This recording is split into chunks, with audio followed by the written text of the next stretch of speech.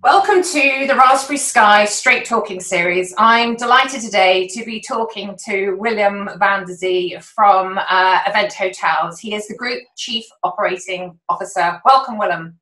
Hi, Sally. Good to see you. Before we kick off with the interview, could you just give us a quick overview of Event Hotels, how many hotels you have and the brands that you work with? Sure. So today, Event Hotels stands for 86 hotels. Mainly across Germany and the Netherlands, but we are also in Europe, present in Austria, Czechia, Central Europe. We have 17 different brands, so we operate as a franchisee with Radisson, with Hilton, with Accor, with Marriott, with, who else is there? IHG. IHG, thank you. And then we also have the luxury of our two own brands, Bilderberg and K&K. And Bilderberg is located in the Netherlands, and K&K amongst one in London across Europe. So 86 hotels, 70 brands, 15,000 rooms. Wow. Okay. So I thought it was a really good opportunity, Willem, to have a chat with you because obviously you're based primarily in Europe and you are ahead of the UK in terms of opening. So I thought it'd be really nice to get some learnings from you that perhaps could be applied to other hoteliers in the UK and other markets. So let's start first with how many hotels did you close initially? So at, let's say, the top of the peak, we had 80 hotels closed out of 86. Or put it positively, we kept 6 open all the time. So we know how bad it got. So talk us through the approach that you took in terms of reopening the hotels. Did you have a task force or a think tank that within the organisation? We always kept the general managers on site, and they are ultimately responsible for their hotels and for the P&L. So with reopening the hotels, Sally, first of all, you need to make sure that you comply with legislation, which is a challenge as such in Europe due to the variety of the countries, but also even in a country like Germany with the different Bundesländers, it was not so obvious. So that's one. Secondly, you need to look after the safety and security of your own staff. So we were lucky we didn't have, except 2 confirmed cases, no COVID-19 cases amongst our customers nor amongst our employees. And then you also need to see with the brand what support you get in order to reopen, what is mandatory, what's not, and then where's demand. And let's say the task force was headed by the GM, and they had to come up with the break-even analysis on the variability of the cost structure. I mean, the fixed costs are there anyhow, so we took those for granted, and we made a break-even on the variability of the cost structure, which then allowed us to open a little bit sooner than some others in order to, let's say, mitigate the cash burn. And was there clear direction given, Willem, from the brands that you work with? Because you work with a real cross-section of brands. So did you find that the message they were giving was very similar, or did you find that some brands were more proactive than others in terms of supporting you? I think they were each on their own level supportive and very understandable. And they, of course, had to cope with their own managed and leased estate themselves. So we were all in this together. And maybe the big difference was the geographical spread. So I can tell you that France, Paris, for example, in the complete lockdown is a different scenario to operate a hotel than in the Netherlands, where, let's say, the lockdown was taken with a bit more flexible approach. So which also allowed us to open or keep the hotels for a longer period of time open. And on our own brands, well, we were in the driving seat ourselves. So we could decide for ourselves on what it was best to do. And actually that still today works out pretty well, although it's still a very tough period. So, so what are you seeing in terms of performance of your portfolio? Because you have some really large corporate city centre hotels and also, resorts, and, you've got a real spread of types of property that you have in your portfolio. So what kind of performance are you seeing today? I mean, how is that kind of split? Today we have actually 63 hotels open out of 86. Okay. We still have 23 closed.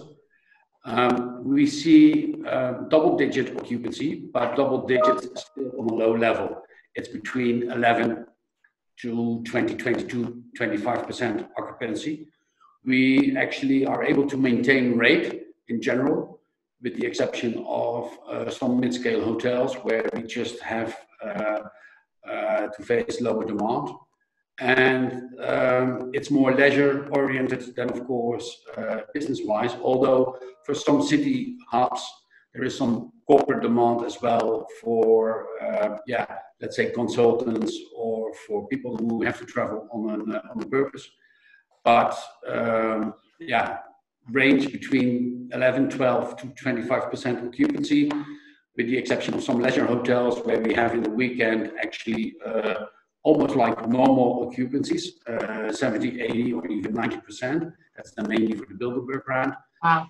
When it comes to the big meeting boxes and the corporate hotels, there we simply experience, like anybody else, no demand, and that will last for a little while. So for the summer months, we thrive on leisure, but for, let's say, September till December, we remain pretty realistic, not pessimistic, realistic on low level of occupancy. And are you being creative with sort of rate types and packages? Are you really focused on, you know, trying to drive that leisure business in at the moment, or is it coming anyway? You know, is it because of the location of the hotel you're getting the business anyway? Of course, customers are more demanding when it comes to cancellation conditions and to deposits. So actually, we took out all of the prepaid rates on the IHG portfolio. So you can book non-guaranteed the best available rate, and that is just as easy we are to do business with. And we manage the risk attached to that, although we see very little abuse until now. So that's one. Everybody by now, if you reopen the hotel, you have to review your deposit and your cancellation procedures on the handling, because obviously if you book today for next week, you want to make sure that you get your money back if you are not allowed to travel anymore. So have you, for like Bilderberg and K&K hotels, which the ones that you're managing and running as your own brands, have you put in place any of the, you know, the sort of the kind of quality guarantees around safety? Have you had to develop all your own kind of product to reinforce, you know, the safety aspects? Or I know you're not a big fan of the big 2-meter safety kind of signs everywhere. Help us understand how you're approaching that piece. Hygiene and safety and security is not to underestimate, but to me it is like if you buy a car, you can safely assume that it has brakes and a wheel on it. And that's the same if you buy a hotel room, it should be clean and safe and secure. So yes, we have adopted the brand standards where they made sense. And yes, we have made our own, but let's say with a smile and with a service attitude in mind. So we do it on a friendly way. And also you can keep 1.5 meter, or in the UK, 2 meters distance, with a smile and still be close to each other. So I guess that's one of the kind of learnings that you've come out of this with. Is there anything else that you could talk us through that you think might be, you know, of interesting or insightful for anyone listening to this who's going through the transition of opening? First of all, lesson learned again, please price to sell and not to discount. I mean, we see it now everywhere. You can maintain rate, although the good days of yielding might be gone for quite a while, but don't discount because it won't drive demand, that's for sure. And again, I repeat, bring in some love and care, because the customers deserve it, but also your employees and also yourself, because in the end of the day, we are in the hospitality industry, aren't we? So it's not easy. We have to deal with maybe fewer staff, fewer customers, fewer resources, but still it can be done with, to me, the proper level of love and care. Thank you so much. That's really been very interesting and insightful. Really appreciate your time. Thank you very, very much for joining the RaspberrySky Straight Talking series. Really appreciate it.